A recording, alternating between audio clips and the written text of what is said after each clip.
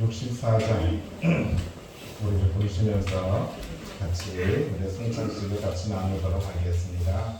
장로들하고 이스라엘산에 도와주시고 264장입니다.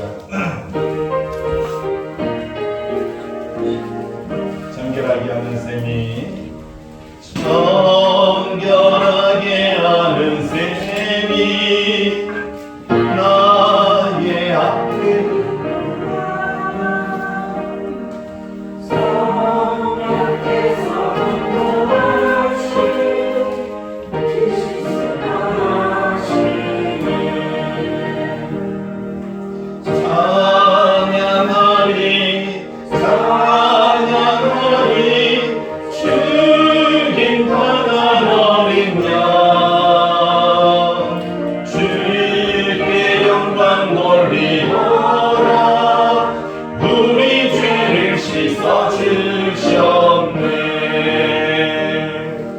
나의 가는 길이 좁고 내 뜻대로 안 돼도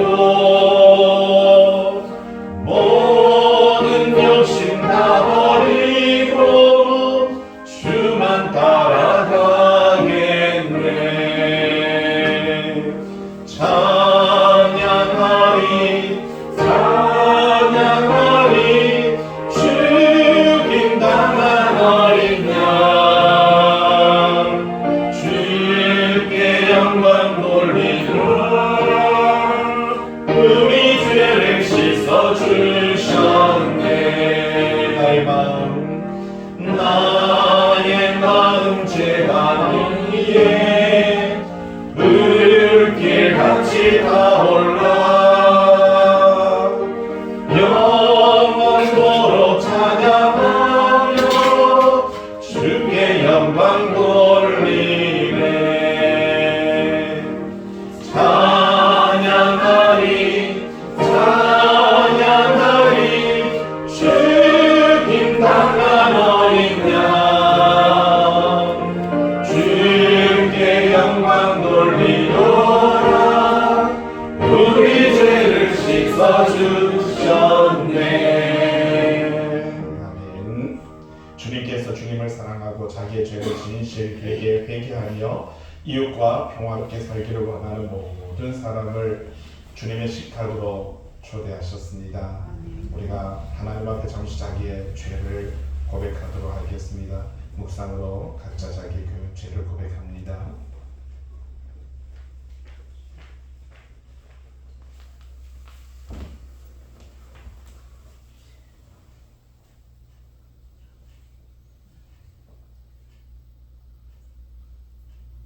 따라서 합니다. 하나님 아버지, 저희는 온 마음으로 주님을 사랑하지 못했음을 고백합니다. 주님의 말씀에 순종하지도 못했고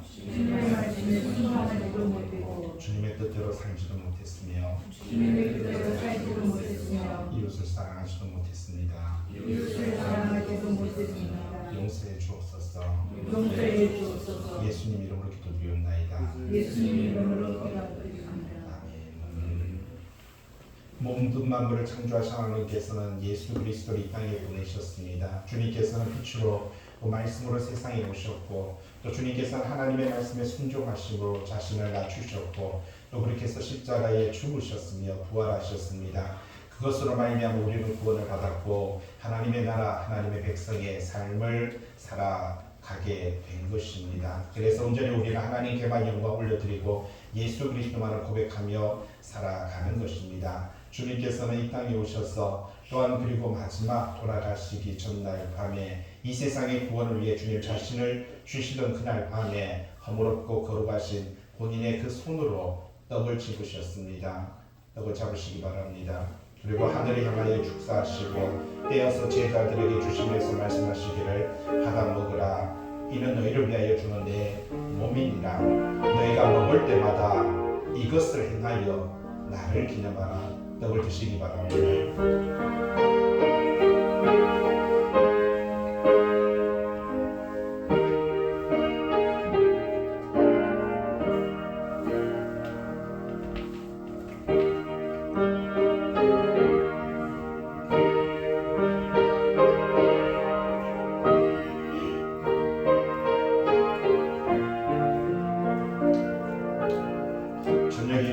후에 주님께서는 잔을 가지셨습니다. 들으셨어요? 축사하시고 제자들에게 주시며 말씀하셨습니다. 너희는 모두 이것을 받아 마셔라.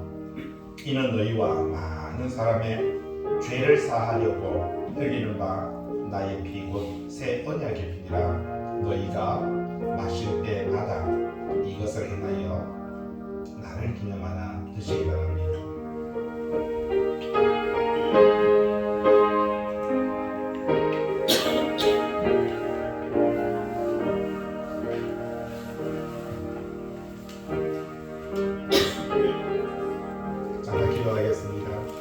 주님, 이 자리에 모인 저희들이 예수 그리스도의 그 식탁 앞에 다시 한번 서게 됩니다. 우리를 위한 생명의 양식으로 이 땅에 오시고 온전히 예수 그리스도 안에서 주의 말씀 안에서 하나 되게 하신 은혜 감사를 드립니다.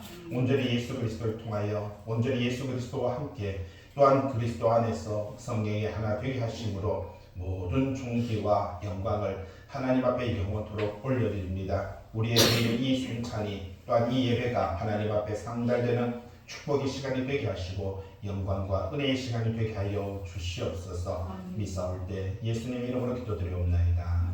아멘. 감사합니다. 하나님 말씀이 이제 고린도후서 8장이죠. 여러분 갖고 있는 책 고린도후서 55페이지 아니면 성경책 고린도후서 말씀을 보도록 하겠습니다.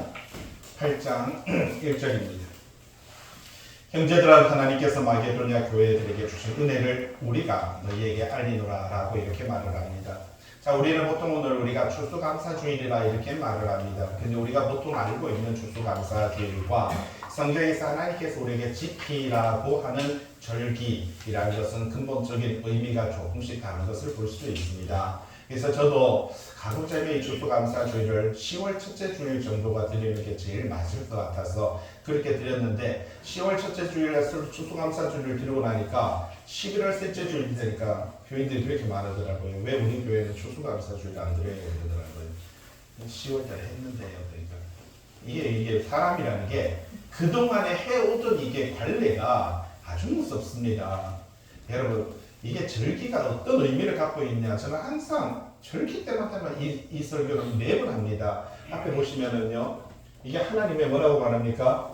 구속사, 우리를 구원하시고 속량하시는 하나님의 사역입니다. 자, 이게 중요한 게 그러냐면 내가 하나님 앞에 드리는 절기가 중요한 게 아니고요.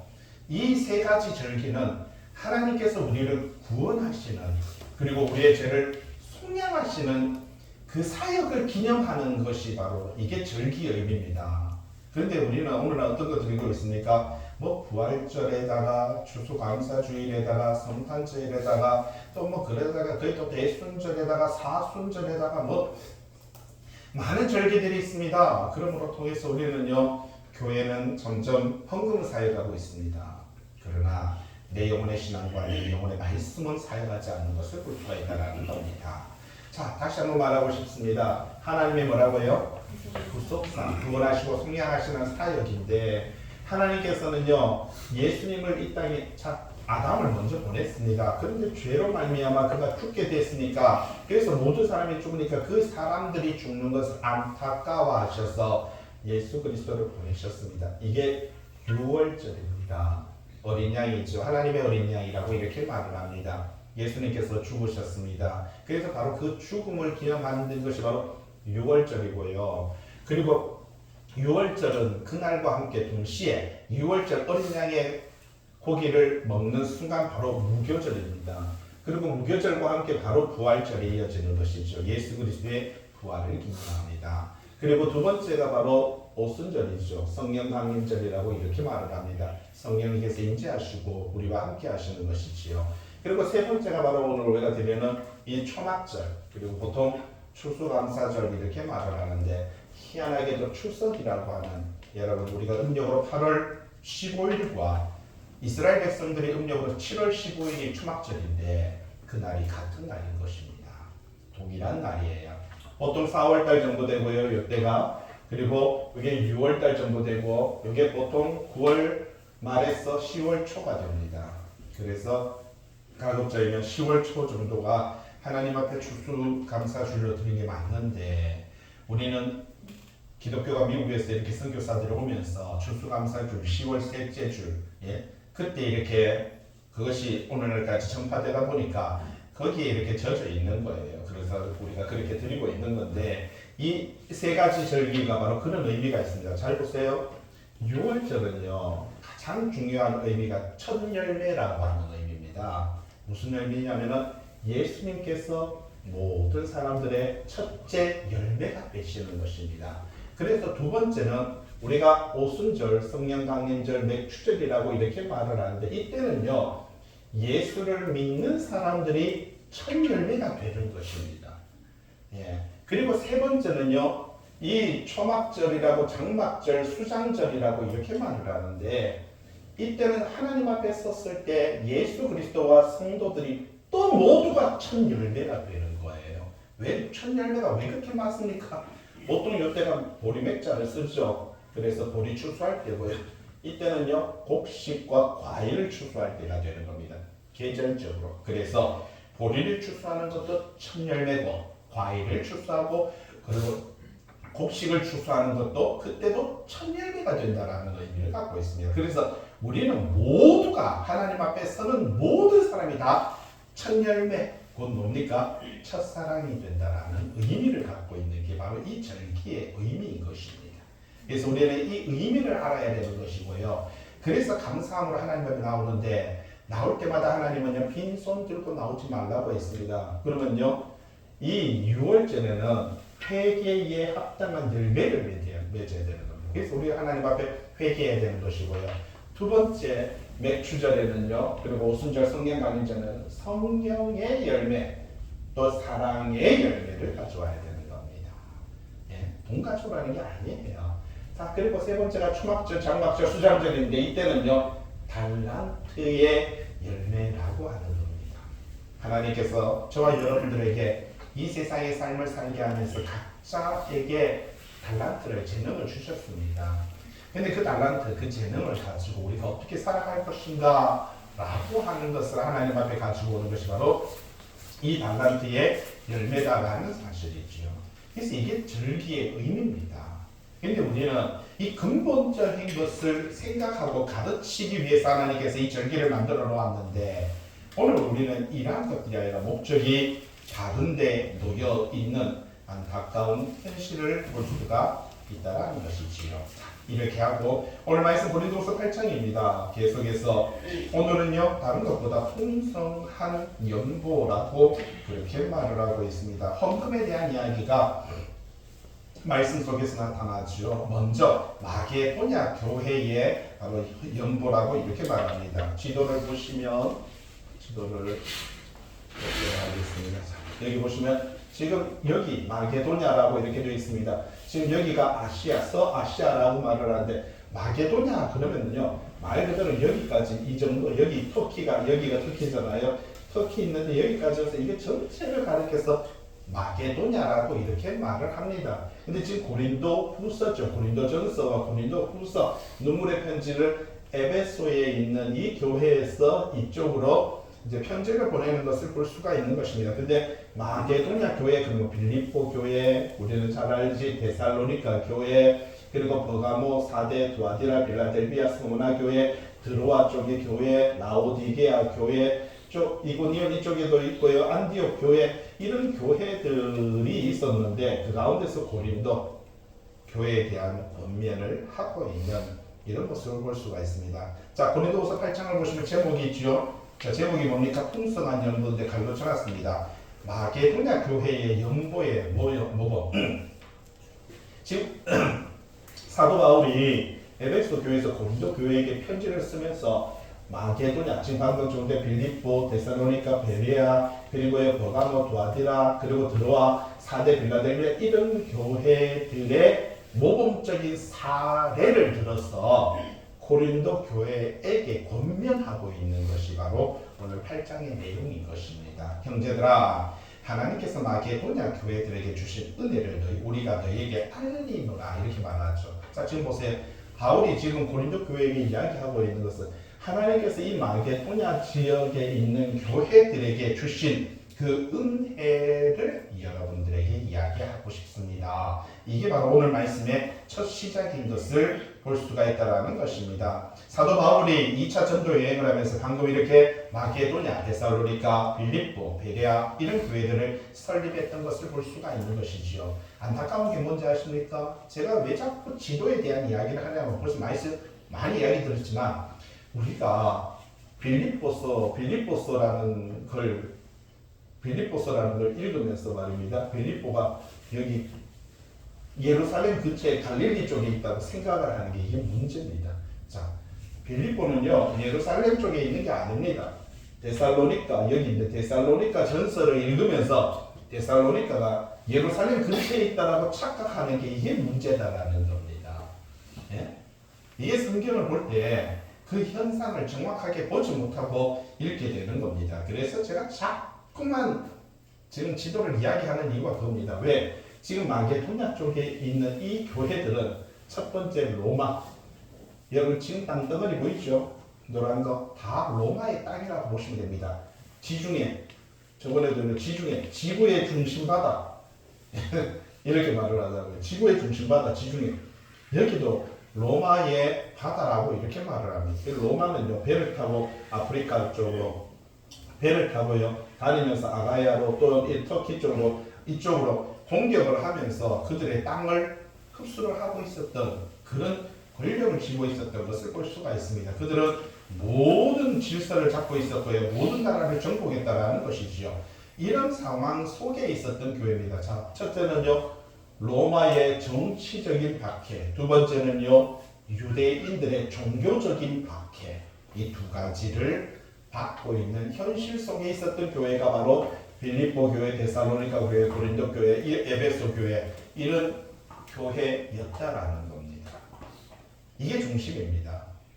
이러한 박해 속에 이러한 어려움 속에서 그들은 뭘 지켰어요?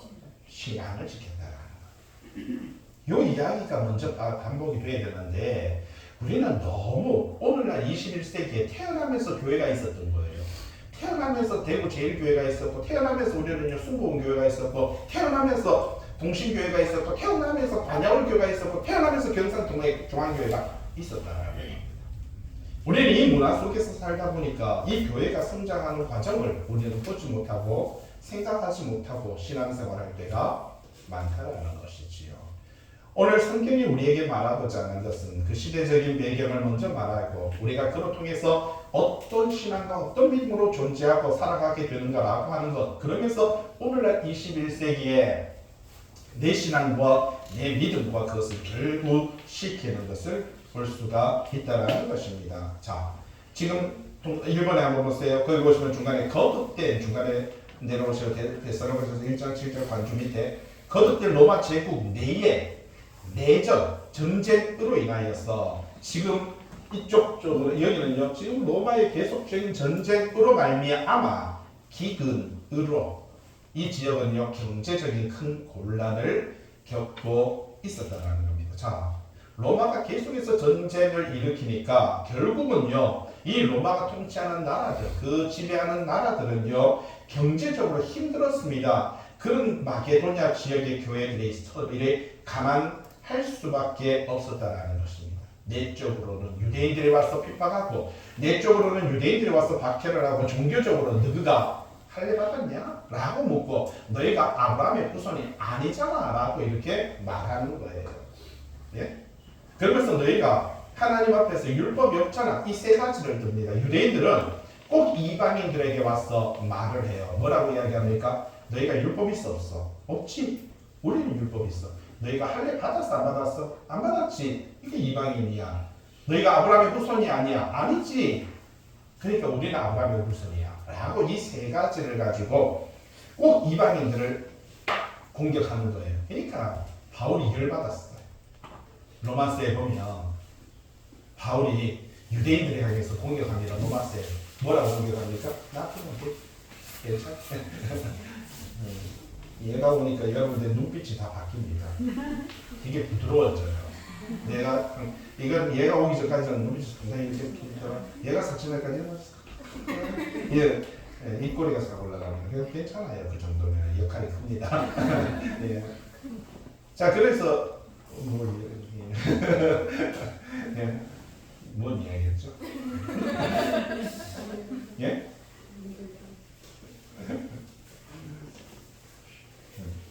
넘어가겠습니다. 기억만 또 하겠습니다. 자, 로마 제국의 내전에서 기근으로 말미암아 이 교회들이 어려움과 박해, 가난할 수밖에 없었다라는 것이지요. 이렇게 가난한 상황 속에서 어떻게 보면요, 유대인들이 이 종교적인 박해를 했던 것을 볼 수가 있다는 것이죠. 유대인들이 세 가지 이야기했다고 했죠. 율법 있냐? 아브라함 후손이냐? 그 다음에 할례 받았냐? 이 세 가지를 이야기했습니다. 그래서 로마서의 바울은 열받아서 이야기했습니다. 야, 아브라함이 갈대아 우르에서 부름받을 때 할례 받고 부름받았냐? 라고 묻습니다. 그리고 아브라함이 갈대아 우르에서 하나님께 부름받을 때 율법 받고, 자, 아브라함은 할례를 99살에 할례 받았어요. 맞죠? 그러니까 60살에 부름받을 때 할례 받은 거예요? 안 받은 거예요? 안 받고 부름받은 거예요. 자, 율법은요, 그들이 아브라함의 후손, 이삭의 후손, 야곱의 후손들이 애굽에 가서 400년 지냈다가 애굽 출애굽하면서 율법 받은 거예요. 모세오경이라고. 그죠? 그러면 아브라함 이후에 율법까지는 600년이 들어갑니다. 600년. 600년의 시간이 있는데, 야, 아브라함이 무슨 갈대아 우르에서 부름받은데 율법 받고 부름받았냐? 자, 할례 의미 없죠. 율법. 율법도 따져보면 벌써 상관없죠. 하나님께 부름받을 때, 그 다음에 세 번째가 뭐라고요? 아브라함이 후손이냐. 자기가 아브라함인데. 그렇죠? 혈통적 아브라함이라고 말을 하네요. 그래서 예수님이 뭐라고 말했습니까? 예? 하나님께 너가 아브라함의 후손이라고 자랑하지 마라. 이 돌들로도 뭐라고요? 아브라함의 후손을 만들 수 있다고. 이 의미 잘 보세요. 너희는 뭘로 만들어졌어요? 너희는 흙덩어리로 만들어졌는데 하나님은 흙덩어리로 아브라함의 후손 만드는데 돌덩이 가지고도 하나님의 후손 만들 수 있어 라고 하는 뜻입니다.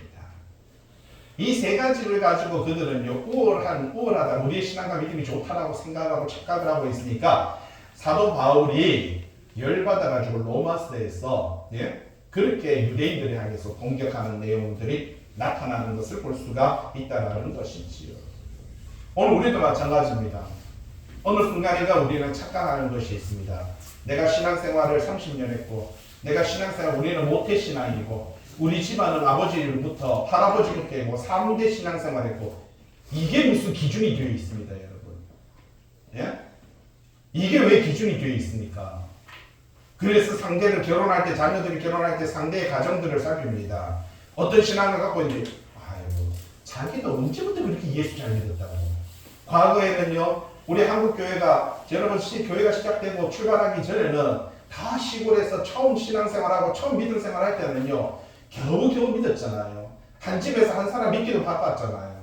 그러다가 보니까 겨우겨우 그렇게 살다가, 그렇게 신앙생활 했는 사람들이 천지백갈인데, 갑자기 오늘날 이제 문화 속에서 어느 정도 교회들이 자리 잡고 있는 시대 속에서 남을 정죄하고 남을 판단하고 남을 비판하는 유대주의적인 이 사고방식이 얼마나 죄된 것인지 여러분 우리가 한번 언제나 회개해야 된다는 겁니다.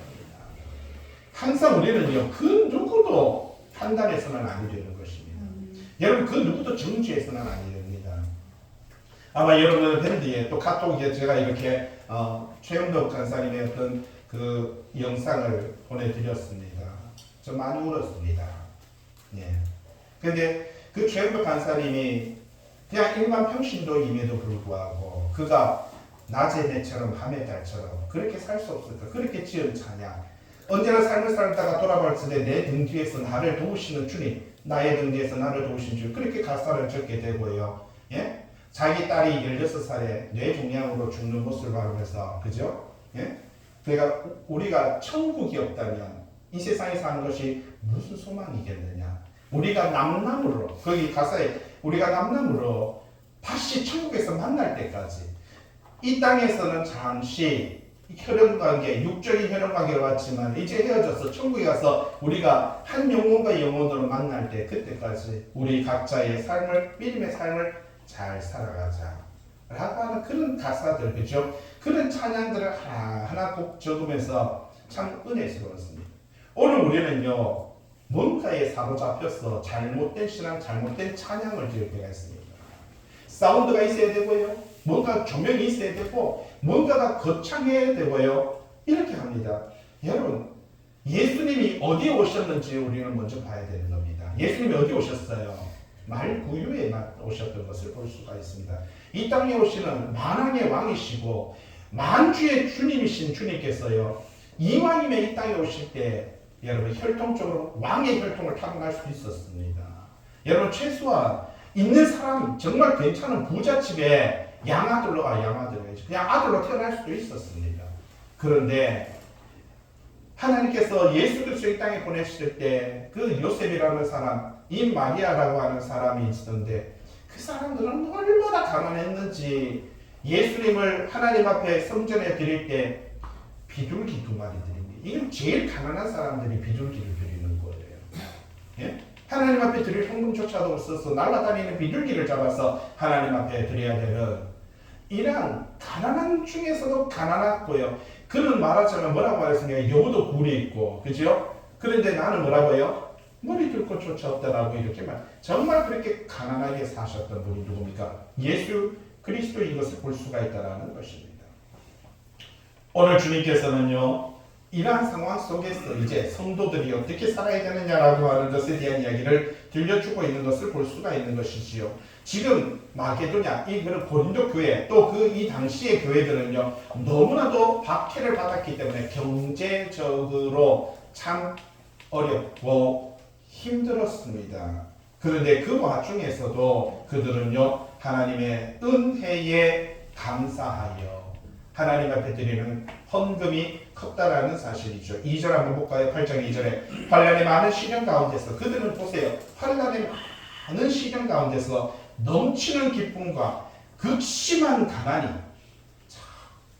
이 여러 가지 환난, 여러 가지 박해, 여러 가지 어려움을 겪는 가운데 그 시련 가운데서 여러분 이 환난에 극심한 시련을 받으면 여러분 믿음 포기하지 않습니까? 아니 예수 믿으면 복 주신다며요. 예수 믿으면 형통하다며요. 그렇게 좀 전에 최 강사님 이야기했었지만은 그런 보니까 어떻게 보면 자기가 태어난 출신부터 이야기합니다. 저도 깜짝 놀랐습니다. 자기는 우리 엄마가 말하자면 유부남을 만났어. 그래서 자기는 태어날 때부터 아버지가 누군지도 모르고 누나도 그렇고 그렇게 태어났고 어느 날 엄마는 나를 버리고 내 인생에서는 내가 자랑할 것이 하나도 없습니다. 그렇게 해서 저주하고 원망하다가 예수를 믿고 예수를 믿는 그 순간부터 하나님을 알게 되고 하나님께서 나를 이 영혼을 이 땅에 보내신 것에 감사하여 하나님을 경배하고 하나님을 찬양하고 하나님께서 나에게 주신 달란트가 무엇인가 그것을 생각하면서 그 주신 달란트를 가지고 이 설계 도면을 그리는 그 어떤 설계에 이렇게 도면을 그리는 그런 역할을 했습니다. 그러니까 손재주가 있는 거예요. 그러니까 자기가 갖고 있는 이 손재주를 가지고 뭘 할까? 펜대를 가지고 악보를 그리기 시작한 거예요. 악보, 찬양 악보. 예? 1988년도에는 그때는요, 이게 찬양 악보가 별로 없었어요. 없다 보니까 이분이 악보를 하나하나 4개 A4 용지에다가요, A4 용지에다가 책을 이쪽에 이렇게 접어서 한 곡, 2곡, 3곡, 4곡, 4곡을 펜대를 가지고 그려가지고 그렇게 해서 찬양을 부르고 찬양 집회를 열고 그러다가 찬미 300, 찬미 500, 그리고 찬미 1000, 찬미 1500, 찬미 3000 이렇게 나오니까 사람들이 저 사람 돈 벌어가지고 미국으로 튀딱 하더라. 자기는 한 번도 저작권을 세워본 적이 없다는 거예요. 자기 돈 사람들이 모두가 자유롭게 찬양을 불러야 된다는 생각을 가지고 하나님 앞에 저주를 하고 어떤 게 원망도 하고 자기 태어난 출생선부부터 시작해서 안 되는 거예요. 그렇게 찬양 사역을 젊어서부터 열심히 하다가 보니까 이제 찬양 집회가 많아지고 이제 알려지게 됐죠. 그때 하나님께서는 목을 딱 잠겨버리게 하고 더 이상 찬양을 못 부르게 해버리는 거예요. 아니 찬양 사역에는 사람한테 하나님 이건 너무한 거 아닙니까?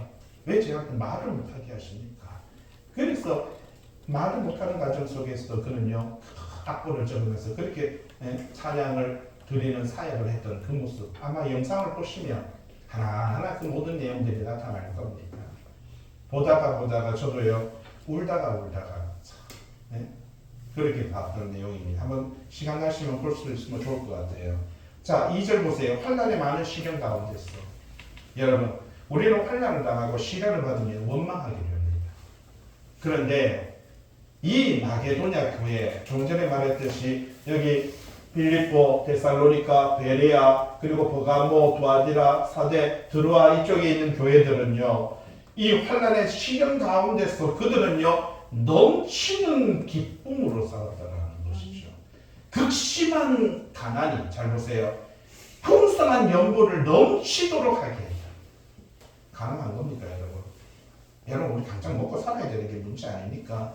오늘날 교회 안에 목회자들끼리 만나보면은요 주변의 목회자들이 대리운전하는 분들이 참 많습니다.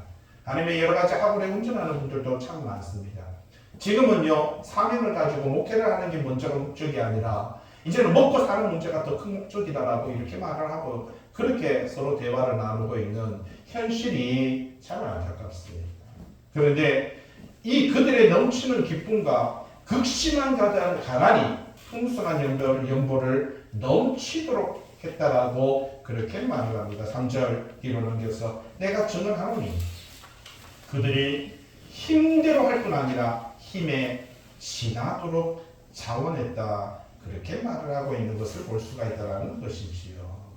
여러분 우리는요 하나님 앞에 드리는 헌금 우리는 어떤 모습으로 하나님 앞에 서고 있는가 우리는 한번 생각을 해볼 필요가 있다는 것이지요. 자 여기 쓰면 세 번째 그런데 라는 게 있죠. 네 번째 마게도냐 성도들은 경제적 소득 수준을 넘어서 힘에 지나도록 연구의 열의를 보였다. 자원하는 마음으로 자기 희생으로 사랑하는 마음으로 그렇게 하는 이 은혜 성도 섬기는 일에 참여함에 대해서 우리에게 간절히 구하니 5절에 우리가 바라던 것뿐 아니라 그들이 먼저 자신을 주께 드렸다. 우리가 헌금하기를 바라긴 바랬지만 그들이 먼저 어떻게 했다고요? 자신을 주님께 드리고 하나님의 뜻을 따라 우리에게 주었다. 이렇게 말을 하고 있는 것을 볼 수가 있는 것입니다. 자, 다시 한번 지도 한번 보세요. 지금 사도 바울은 에베소에서 고린도 교회에다가 편지를 쓰고 있다고 했습니다. 그런데 빌립보, 마게도냐, 빌립보, 데살로니가, 베레아 이쪽에 있는 교회들은 하나님 앞에서 정말 힘든 가운데서도 최선을 다해서 헌금했는데 고린도는요 부자 교회였습니다. 고린도 교회는요 부자 교회였어요. 정말 풍족했습니다. 왜냐하면 여기가 항구 도시다 보니까 기본적으로 경제력이 상당했습니다. 상당히 첫째 돈도 많았고요. 두 번째는요 고린도 전서를 보면 고린도 교회 교인들은요 은사도 많았어요. 교회가 막 뜨거웠어요. 기도도 잘했고, 엄청나게 교회가 활발했고, 교회가 고린도 전서를 보면 막 그들은요 대단했던 것을 볼 수가 있습니다. 서로 고발도 잘했습니다. 성사하고 막 고발하고, 그렇게 살았어요. 이런 모습들을 하나하나 바라보면서, 근데 여기서 말하는 것은 뭐라고 말을 합니까? 그들이 먼저 자신을 주께 드렸다. 지금 너무나도 힘든 과정 속에서도 하나님의 뜻을 따라 우리에게 헌금을 주었다. 그런데 자 57페이지 보면은 이제 고린도 교회를 향해서 헌금을 어떻게 보면요 권면합니다. 자 먼저 이렇게 어려운 가운데서도 열심히 헌금했던 이들이 이제 고린도 너네들은 헌금 시작은 1년 전부터 했습니다. 고린도 교회가 먼저 헌금했습니다. 1년 전부터 헌금했는데 헌금을 1년 동안 모았는데 안 모이는 거예요. 그런데 다른 때는 너무나도 과하게 모였고 여기는 너무나도 부자인 교회인데도 불구하고 그럼에도 불구하고 하나님 앞에 드리는 것은 너무나도 형편없었습니다. 요즘 출애굽기를 수요일마다 설교를 하는데 출애굽기 보면 하나님께서 이스라엘 백성들이 여기에서 하나님께서 탈출시키잖아요. 출애굽을 합니다. 와서 지금 마라줄 오니까 어떻게 합니까? 우리 여기 우리가 마라탕 먹고 싶습니다. 하나님을 원망합니다. 왜 우리 마라탕 안 주십니까? 우리가 여기 애굽에 있을 때는 고기도 먹었고 거기 있을 때는 참외도 먹고 그 참외도 나옵니다. 예, 그 당시에 참외 있었어요. 우리는 참외도 먹었고 수박도 먹고 각종 과일을 먹었는데 이 사막에서 먹을 게 없습니다. 먹을 게 없었는 게 아니고요. 그래서 원망합니다. 우리는 먹을 게 없습니다 라고 말하는데 가만 보니까 고기가 없어요 라고 하는데 옆에 소 있어요. 우리는 고기가 없어요. 옆에 염소가 있어요. 우리는 고기가 없어요 하는데 옆에 닭도 있어요. 우리는 고기가 없어요. 여기 개도 있어요. 야, 우리는 고기가 없어요. 염소도 있어요. 양도 있어요. 이건 없어요. 주세요. 주세요. 이거 왠지 누구의 모습하고 비슷하지 않습니까? 예? 다 있는데도 불구하고 부족함이 없는데도 불구하고요. 요거는 다 챙겨놓고 하나님을 원망하고 모세를 원망하고 돌아가자. 저 모세가 우리를 광야에서 다 죽이려고 한다. 아, 하나님, 우리는 다시 하나님만 믿는다. 돌아가자. 하나님께서 열받았습니다. 좋다. 그 이빨에 고기가 끼도록 하고 죽게. 메추라기 아시죠? 메추리알 많이 드셔봤잖아요. 메추라기 모르겠고 메추리알은 먹어봤잖아요. 요만하게 병아리보다 좀 더 큰 건데 그게 한 달 동안 야 250 대구 인구가 한 달 동안 먹으면서 이빨에 고기가 끼도록 그렇게 하나님께서 주십니다. 그것이 매일마다 날아다니는 거예요. 예? 없다고 하니까 우리도 이런 신앙과 이런 믿음을 가질 때가 많습니다. 살펴보세요. 여러분 있는 거 많습니다. 가만보면 여러분 갖고 있는 거 참 많아요. 그런데 우리는 항상 뭐라고 말합니까? 그건 다 제껴놓고 뒤쪽에 다 숨겨놓고요. 없다 달라고만 합니다. 예? 이게 막 달라 신앙입니다. 막 달라고 하는 신앙이잖아요. 예? 이런 믿음과 이런 신앙을 가지면 안 되는데 예? 자 그래서 지금 고린도 교회가 그런 상황이었습니다. 자 그래서 사도 바울은 여기 교회들을 소개하면서 이 교회들은 종제를 말할 때 전쟁 그리고 경제적으로 힘든 가운데서도 그들은 지나치게 했는데 너희들은 1년 전부터 헌금을 하면서 오른쪽에 57페이지에 그러므로 우리가 기도를 권하여 그가 이미 너희 가운데서 시작하였으니 이 은혜를 그대로 성취하게 하라 하였노라. 7절 오직 너희는 믿음과 말과 지식과 모든 간절함과 우리를 사랑하니 모든 내 풍성한 것 같이 이 은혜에도 풍성하게 할지니라. 말만 잘하는 거예요. 우리 믿음 좋아해요. 교회가 크니까 말도 잘해요. 찬양도 좋아요. 우리 교회는요 목사님이 새로 오셨는데 말씀도 너무 좋아요. 우리는요 새벽마다 밤마다 철학하고요. 간접도 얼마나 엄청 뛰어나요. 좋아. 그렇게 풍성한데 그렇다면 이 모든 일에 풍성한 것 같이 이 은혜에도 풍성하게 행동했으면 좋겠다. 내가 명령으로 하는 말이 아니다. 자 보세요. 8절 내가 명령으로 하는 말이 아니고 오직 다른 이의 간절함을 가지고 너의 사랑의 진실함을 증명하고자. 자 지금 사도 바울은 고린도 교회를 향해서 이 헌금에 대한 이야기, 연보에 대한 이야기 하면서 명령하는 것이 아니라 뭐라고요? 격려하고 호소하고 있다라고 말을 합니다.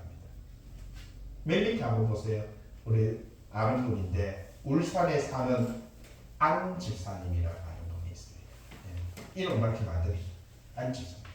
그 안 집사님의 아버님께서 했었던 안 집사님한테 한번 읽어볼까요? 시작. 누구나 머리는 열릴 수 있고 가슴은 열릴 수 있지만 지갑이 열리는 것은 이 아버지가 딸한테 항상 교회 가면 지갑이 먼저 열려야 된다 그래서 그 사람의 믿음이 참 믿음인지 아닌지는 지갑이 열리는 것을 보면 알 수 있다.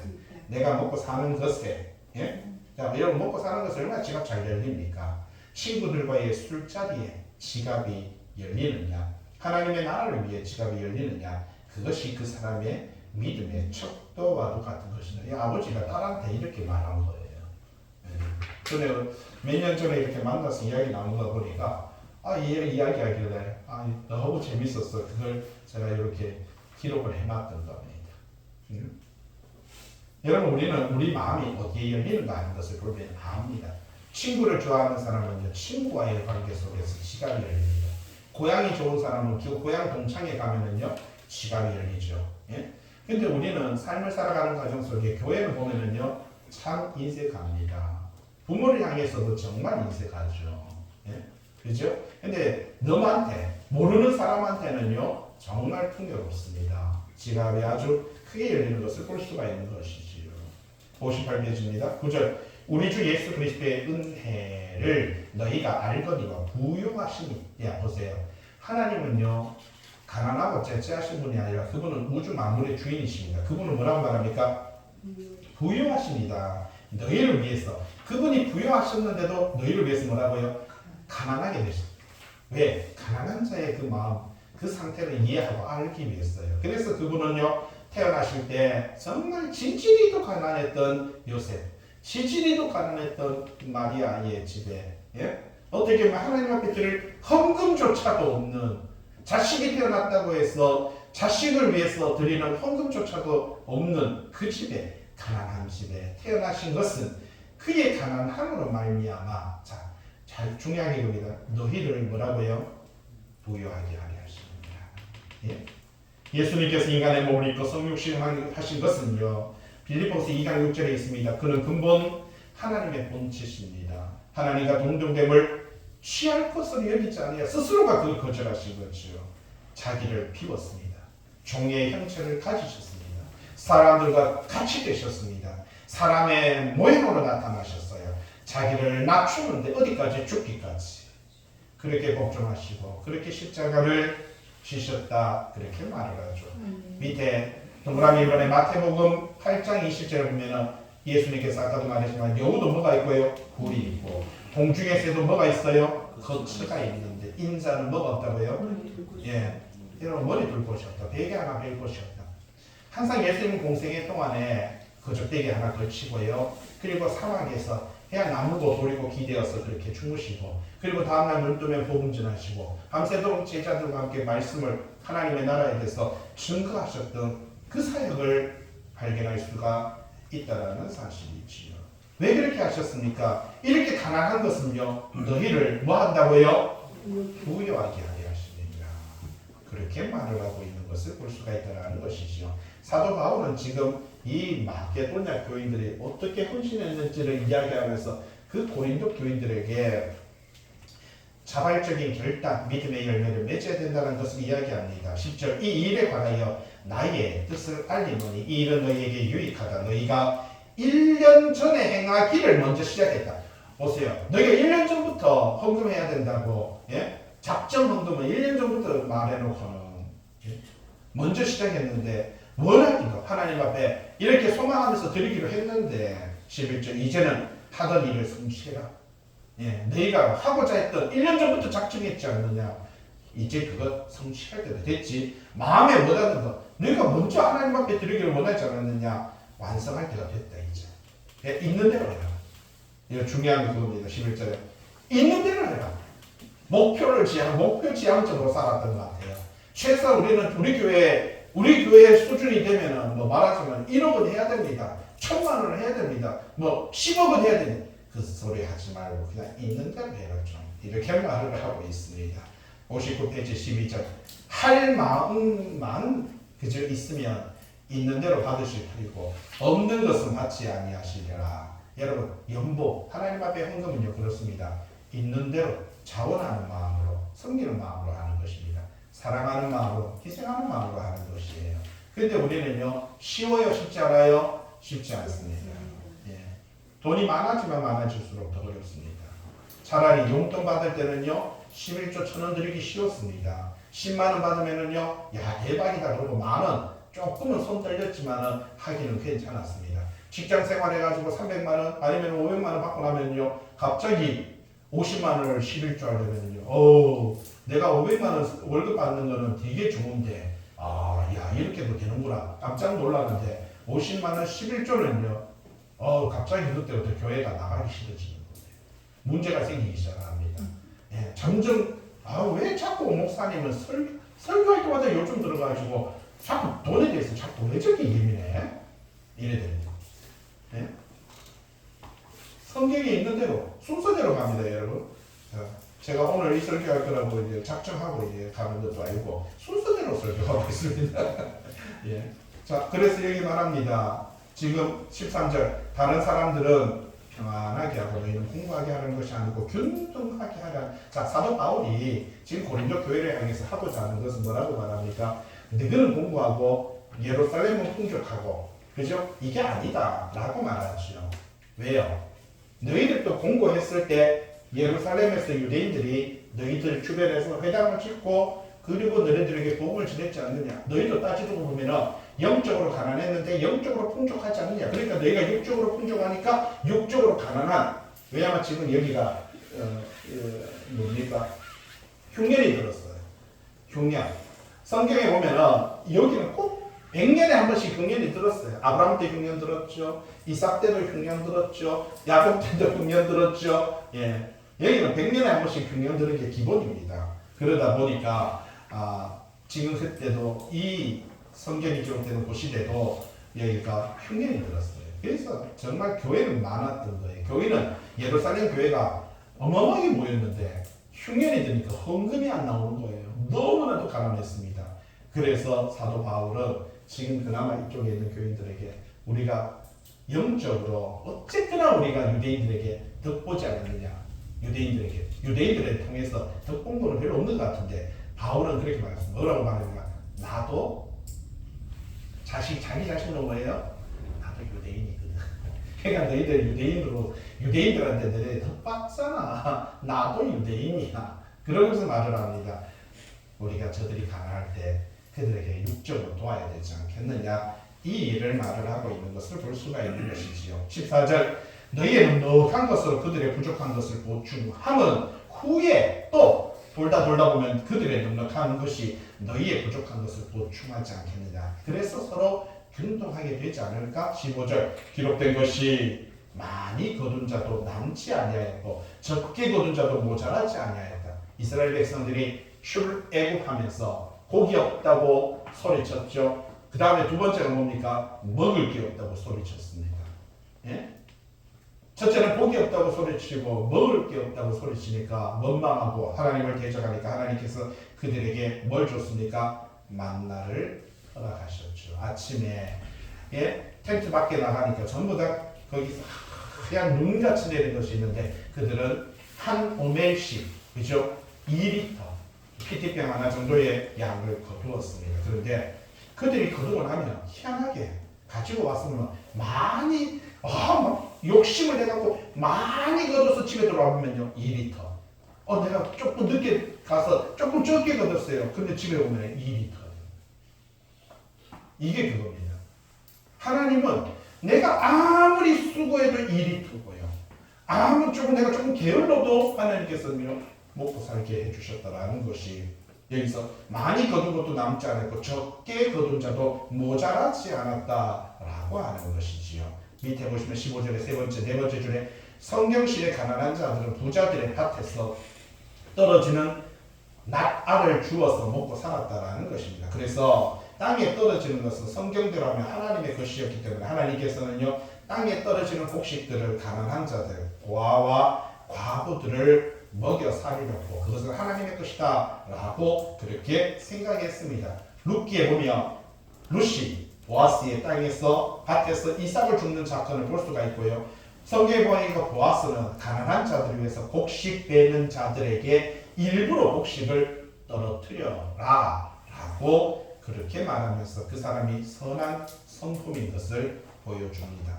그런데 그 당시에 가난한 사람들이 맞습니다. 밭에 가면요 밭은 없어도 가면은 곡식을 줬을 수 있었습니다. 그런데 중요한 게 한 가지 있습니다. 절대로 남의 밭에 가서 줬을 때 오예 이 집에 야 보아스 집에 대박이다 정말 살 많네 라고 해서 자기가 풍족하게 주서는 안 됩니다. 왜? 다른 가난한 사람들을 위해서 꼭 오늘 아침에 가면 점심에 먹을 것만큼 한 줌만 줬어야 됩니다. 점심 때 나가서 저녁에 먹을 거 한 줌만 줬습니다. 하나님은 철저하게 여러분 욕심을 버리게 합니다. 욕심이 이렇게 앉으면 뭐가 됩니까? 죄가 됩니다. 결국 그 죄가요 사망에 이르게 하는 겁니다. 여러분 탐심이 성경에 보면요 탐심이 가장 큰 죄인 것을 볼 수가 있는 것이죠. 십계명에도 보면은요 하나님께서 인간관계 속에서 이 탐심에 대해서 하나님은 가장 멀리하고 있습니다. 골로새서에서도 보니까 탐심이 곧 우상 숭배라고 이렇게 말을 합니다. 내가 탐하는 마음, 여러분 그런 것들이 우리 죄가 될 때가 많다라는 것이죠. 16절 너희를 위하여 간절함을 기도의 마음에서 또 주시는 하나님께 감사한다. 기록한 것은 60페이지에 그가 고난을 받아 또 간절함으로 자원하여 너희에게 나아간다. 그와 함께 형제를 보냈으니 이 사람은 복음으로서 모든 교회에게 칭찬을 받는 자다. 야, 무슨 말입니까? 지금 에베소에서 바울이 고린도 교회에게 디도를 보내가지고 헌금을 받아오라라고 했는데 그 디도는 너희들에게 칭찬받는, 그런데 일부러 바울은 안 갑니다. 왜요? 지금 바울이 고린도 교회가 바울은 저 사람을 왜 교회 지었는지 알아? 자기 돈을 가져가기 위해서야.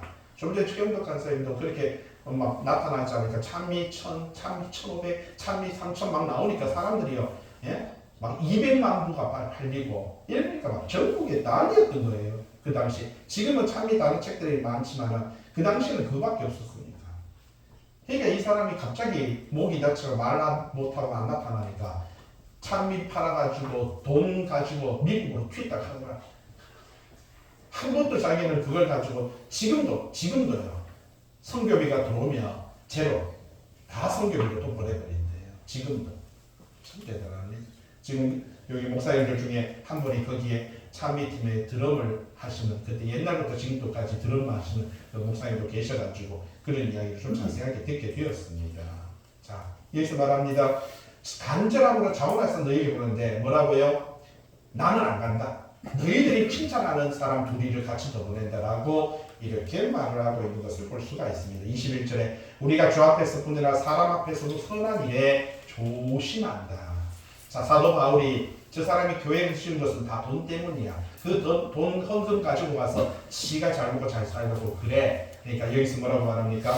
우리가 선한 일에, 너네들이 하나님 앞에 드리는 그 선한 일에 나는 조심스럽게 나는 빠지고, 너네들이 칭찬하는 그 두 사람, 너네들이 알고 있는 그 사람들을 보내어서 그들이 그걸 맡아서 헌금을 가지고 예루살렘에 전달하기를 원해 라고 그렇게 말을 하고 있는 것을 볼 수가 있죠. 22절에 그들과 함께 우리의 한 형제를 보내었노니 우리는 그가 여러 가지 일의 간절함을 여러 번 확인하였거니와 이제 그가 너희를 크게 믿음으로 더욱 간절하리라. 누군지는 모르지만 누구라고 밝히진 않았습니다. 그런데 그 사람들은 너희들도 원하고 그리고 이 사역을 위해서 그는 간절한 소망을 가지고 있다. 23절 디도로 말하면 내 동료고 너희를 위한 나의 동력자고 우리 형제로 말하면 여러 교회의 사자들이고 그리스도의 영광입니다. 자, 지금 헌금을 거두러 가기 위해서 이 세 명의 사람들이 가는데 그들은 어떻다고 말합니까? 나의 동력자, 동료고, 그죠? 교회의 사자들이고 그리스도의 영광이다. 지금 어떻게 보면 그 헌금을 거두러 가는 이 사람들에 대해서 이렇게 극찬을 하고 있습니다. 24절 그러므로 너희는 여러 교회 앞에서 너희의 사랑과 너희에 대한 우리 자랑의 증거를 그들에게 보여라. 이렇게 말합니다.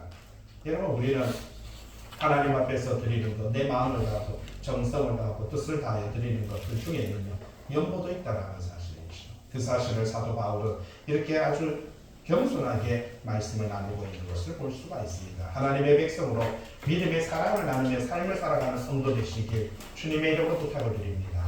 기도합니다.